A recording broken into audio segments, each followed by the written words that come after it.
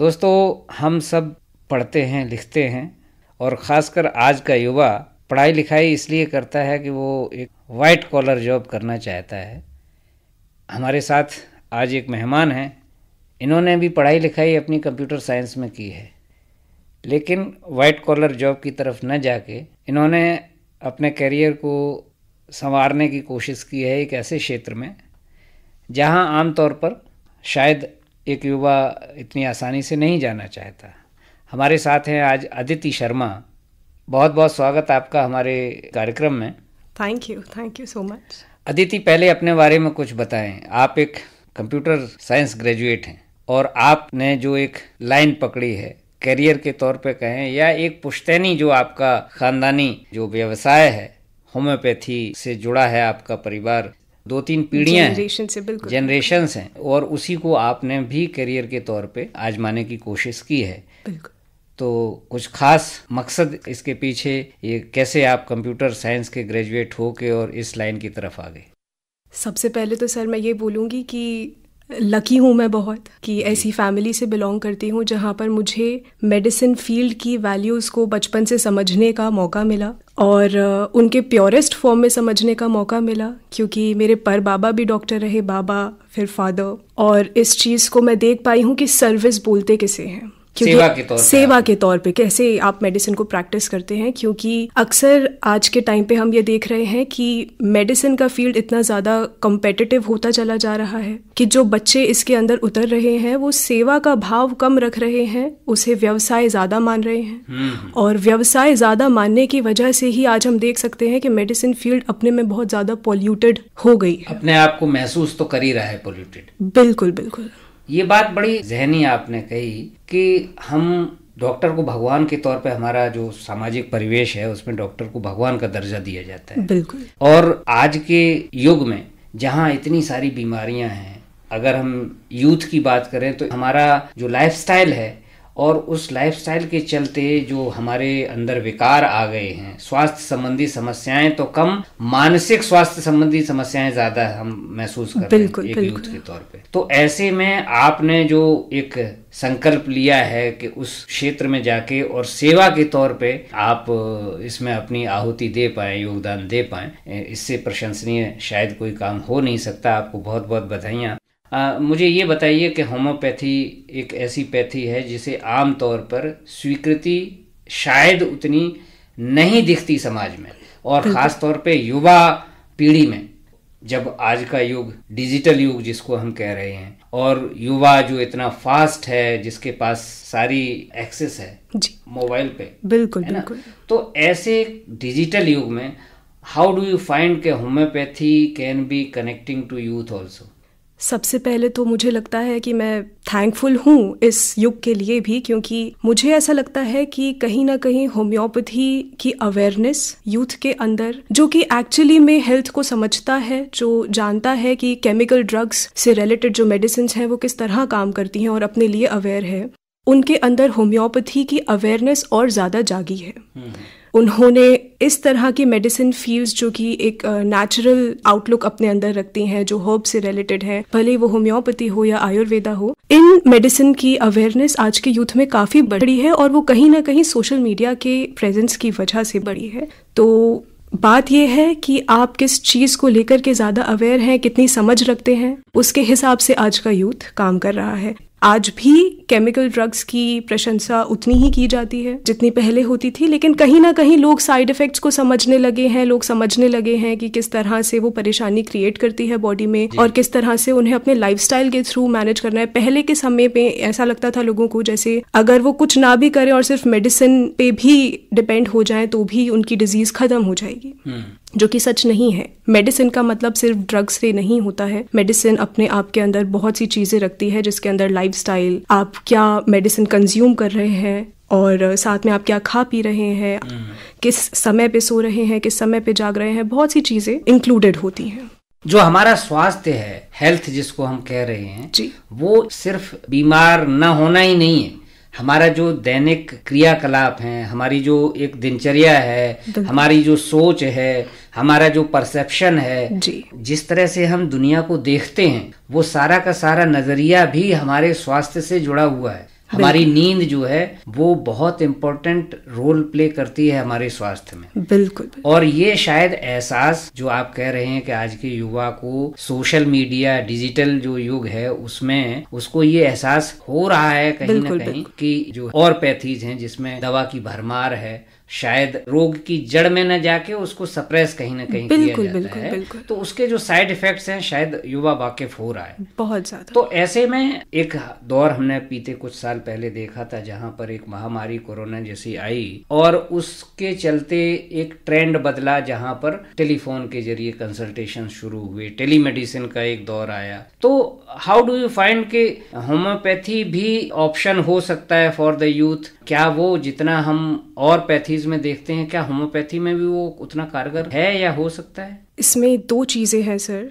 पहली चीज़ ये है कि आज जो हम टेक्नोलॉजी यूज़ कर पा रहे हैं उसकी वजह से बहुत सी चीज़ें हमारे पास एक्सेसिबल हो गई हैं। हम खुद आज के टाइम पे ऐसे केसेस को डील करते हैं जिधर हम टेलीमेडिसिन का यूज़ करते हैं, टेली कम्युनिकेशन के थ्रू कंसल्टेशंस भी लेते हैं। लेकिन फिर भी मैं कहूँगी कि अगर आप डॉक्टर को फिजिकली जाकर के मिल पाते हैं, वो भले ही होम्योपैथी हो या एलोपैथी, उसका बहुत बड़ा इम्पैक्ट पड़ता है क्योंकि आप सिर्फ जो सिम्टम्स बता रहे हैं उसके अलावा भी बहुत सी चीज़ें होती हैं जो हमें ऑब्जर्व करनी होती हैं आपके सिम्टम्स के अंदर। आपके अपीयरेंस, आपका चलने का तरीका, आपका हाव भाव क्या है।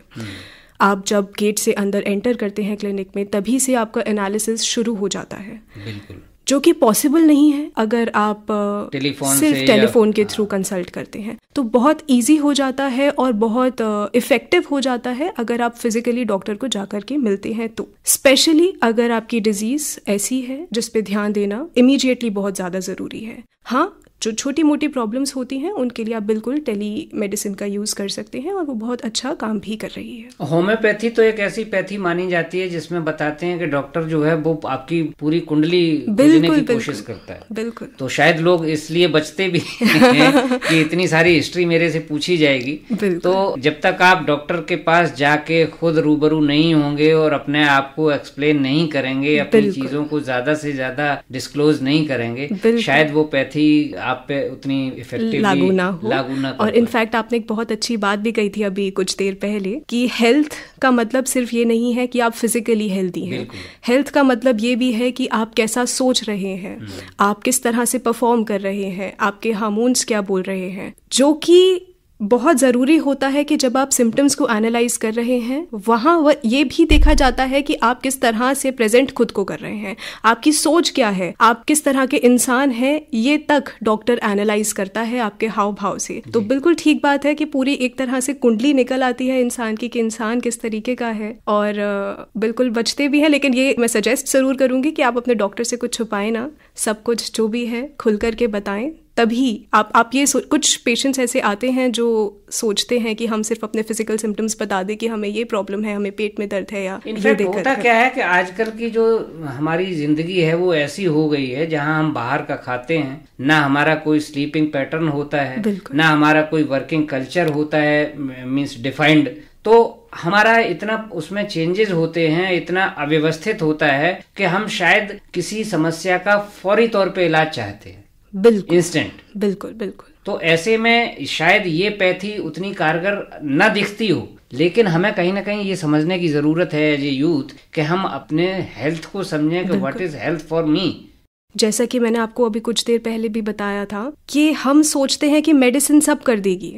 मेडिसिन सब नहीं करेगी, भले ही आप केमिकल ड्रग्स की तरफ चले जाएं, आप उस पर्टिकुलर प्रॉब्लम को तो जरूर सप्रेस कर देंगे, लेकिन आपको उस पर्टिकुलर प्रॉब्लम के साथ साथ उस साइड इफेक्ट को भी आगे जाकर के क्योर करना पड़ेगा जो वो केमिकल ड्रग लेकर के आएगा। तो जब तक आप अपना लाइफस्टाइल नहीं सुधारते हैं तब तक आप आगे नहीं बढ़ सकते हैं अपनी हेल्थ को बेटर करने में।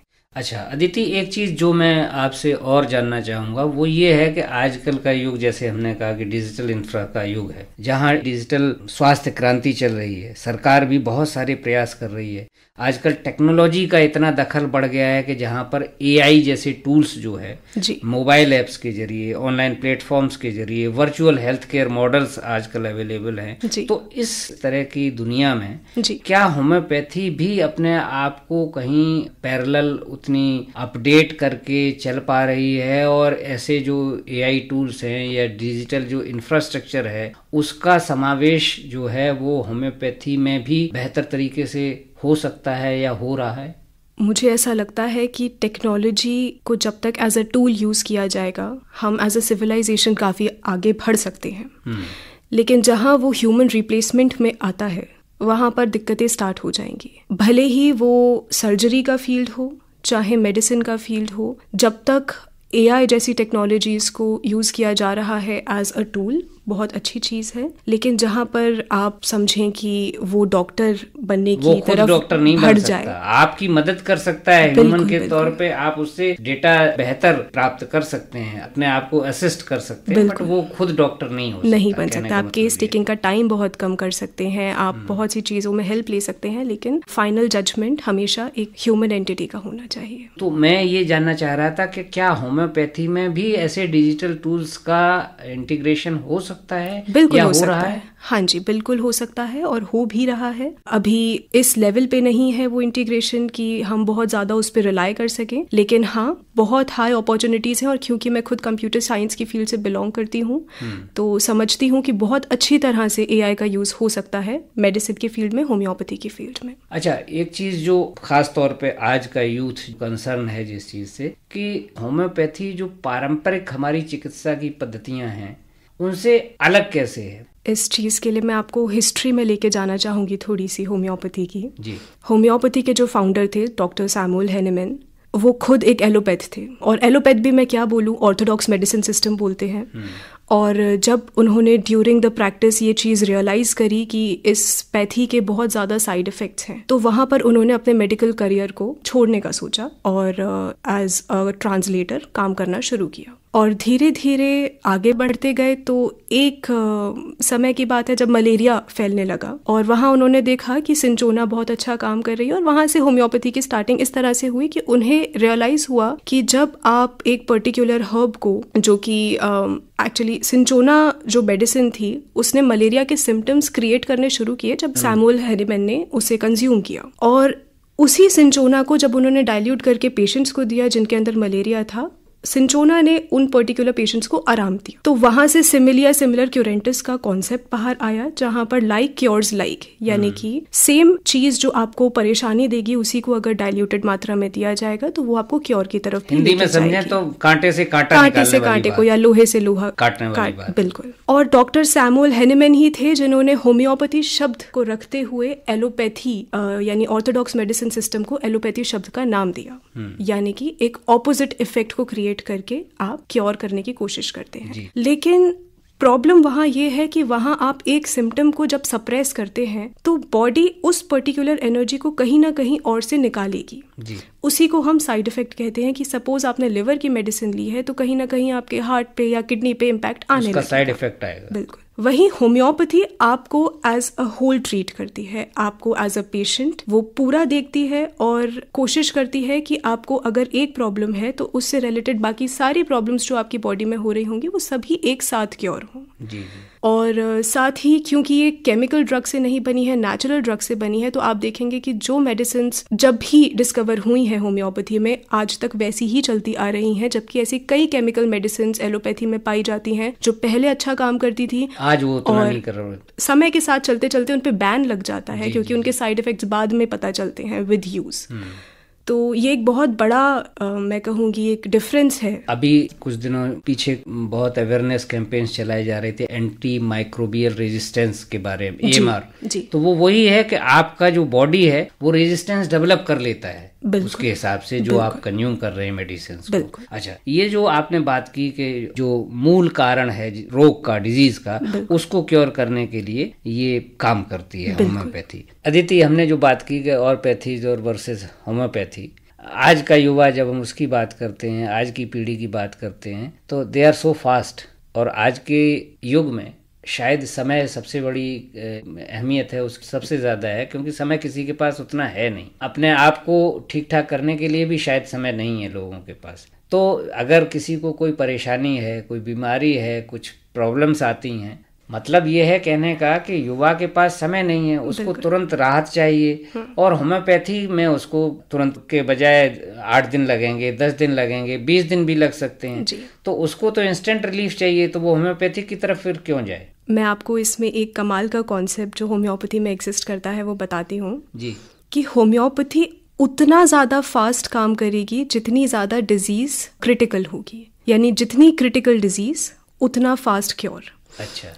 और अगर हम बात करते हैं ऐसे डिजीज़ की जहाँ पे वाइटल फोर्स की इतनी ज़्यादा ज़रूरत नहीं है, जैसे सर्दी जुकाम की अगर हम जनरली बात करें, वहाँ पे होम्योपैथी अपना असर लेकर के आएगी जिस तरह से शरीर को उसकी ज़रूरत होगी। अब इसका एग्जाम्पल अगर मैं आपको एक तरीके से दूं, अगर हम बुखार की बात करें और अगर हम बुखार को होम्योपैथी के थ्रू ट्रीट करते हैं तो जनरली हमारे को 3 से 4 दिन का समय लगता है। और यही यूथ भागना चाहता है एक फास्ट पेस्ड रिलीफ की तरफ, और अगर आप नॉर्मली एक केमिकल ड्रग ले लेंगे तो आपको मुझे लगता है 3 से 4 घंटे में आराम मिल जाएगा। पर प्रॉब्लम वहाँ ये है कि वही बुखार आपका 1 हफ्ते 2 हफ्ते तक टिकेगा और उसके बाद में भी आपके शरीर में, क्योंकि वो सप्रेस हुआ है, आपको 1-2 महीने तक उसकी वीकनेस बॉडी में फील होती रहेगी। वहीं जब आप नेचुरली हील होते हैं तो 2 से 3 दिन का समय जरूर लगता है, लेकिन वो 2-3-4 महीने तक आपको फिर बीमार नहीं होने देगा। बीमार भी नहीं होने देगा और आप देखेंगे कि स्फूर्ति के साथ में आप उठ रहे हैं, आप एक वीकनेस के साथ में नहीं उठ रहे हैं, आपके अंदर एक जोश होगा जिस समय पे आप उठ रहे हैं। और दूसरी बात अगर मैं करूं तो ये है कि क्योंकि ये मेडिसिन आपको रूट से ठीक करती है तो हमें लगता है कि ये स्लो काम कर रही है क्योंकि इसके रिजल्ट्स हमारे को देखने में समय लगता है, लेकिन इसका काम उसी वक्त शुरू हो जाता है जिस वक्त से ये हमारे जीभ पे पहुंचती है। एक चीज़ और मैं इसमें ऐड करना चाहूँगी, मेरे फादर एक बहुत ही कड़वी बात बोल करके लोगों को समझाने की कोशिश करते हैं कि आज अगर आप अपने शरीर के लिए वक्त नहीं निकालेंगे तो ये वक्त आपको आईसीयू में निकालना पड़ेगा। गहरी बात है, ये समझने वाली बात। बिल्कुल जी। तो इससे पहले कि वो नौबत क्यूमुलेट होती चली जाए और आप उसे इकट्ठा करते चले जाएं, अभी से अपने शरीर के लिए समय निकालना शुरू करें, कुछ वक्त अपने लिए भी निकालना शुरू करें, अपने शरीर को और अपनी हेल्थ को थोड़ा इम्पोर्टेंस दें। बिल्कुल, काम के साथ साथ ये जो हमने शरीर पाया है ये भी बहुत इम्पोर्टेंट है। तो कुछ समय अगर ये मांगता है तो इसे देना चाहिए। बॉडी नेवर लाइज, अगर वो समय मांगता है तो उसे जरूर दीजिए। शरीर अगर इस तरह के इंडिकेशंस दे रहा है और अगर कहीं से भी शरीर को आराम की आवश्यकता है, शरीर को रिवाइवल की आवश्यकता है, शरीर को रिजुविनेट होने की आवश्यकता है, बिल्कुल, तो शायद हमें वो वक्त देना चाहिए है। बिल्कुल। तो ये कमी एक्चुअली आप होम्योपैथी पे ना सोच करके अपने लाइफस्टाइल की तरफ झांकने की कोशिश कीजिए कि क्या हम ठीक तरह से अपने लाइफ को जी रहे हैं। आपने कहा कि आजकल सोशल मीडिया भी इफेक्टिव है लोगों को अवेयरनेस देने में, डिजिटल जो पब्लिक हेल्थ इंफ्रास्ट्रक्चर डेवलप हो रहा है और इतने सारे जो डिजिटल टूल्स हैं, एआई है, मींस सो मेनी थिंग्स, इन सब के साथ जो वैज्ञानिक दृष्टिकोण है होम्योपैथी का, उनको किस तरह से आज के यूथ में अवेयरनेस के लिए पहुंचाने की आवश्यकता को आप महसूस करते हैं? मुझे लगता है अवेयरनेस को बढ़ाने की बहुत ज़रूरत है। पहले ही काफ़ी होती जा रही है, लेकिन स्टिल मुझे लगता है कि आज के जो डॉक्टर्स हैं जो एक्चुअली में इस फील्ड के लिए डेडिकेटेड हैं, उन्हें और आगे आना चाहिए, लोगों को और अवेयर कराना चाहिए। आज हमारे पास ऐसे सोशल मीडिया प्लेटफॉर्म्स हैं जिसके थ्रू हम यूथ तक और ज़्यादा बेहतर तरह से पहुंच सकते हैं। शॉर्ट फॉर्म कंटेंट के फॉर्म में या लॉन्ग फॉर्म कंटेंट के फॉर्म में हम लोगों को और अवेयर करा सकते हैं, उनकी खुद की हेल्थ के बारे में, लाइफस्टाइल के बारे में, होम्योपैथी काम किस तरह से करती है उसके बारे में। तो बहुत स्कोप है मुझे लगता है इस फील्ड में अवेयरनेस को और बढ़ाने का और लोगों को और जागरूक करने का कि वो अपनी हेल्थ पे और किस तरह से ध्यान दे सकते हैं और किस तरह से खराब चीजों से बच सकते हैं जो हमारे लाइफस्टाइल के जरिए हमारे अंदर बिल्कुल, आ रहे हैं। बिल्कुल जी। तो मैं उम्मीद करता हूं कि अदिति ने जो सेवा भाव के माध्यम से, सेवा भाव के जरिए होम्योपैथी के साथ चलने की जो एक पहल की है, वो हमारे कई युवा श्रोताओं को मोटिवेट करेगी। अदिति, आज आप हमारे साथ हमारे स्टूडियो में आकर जुड़े, आपका बहुत बहुत धन्यवाद। Thank you for having me.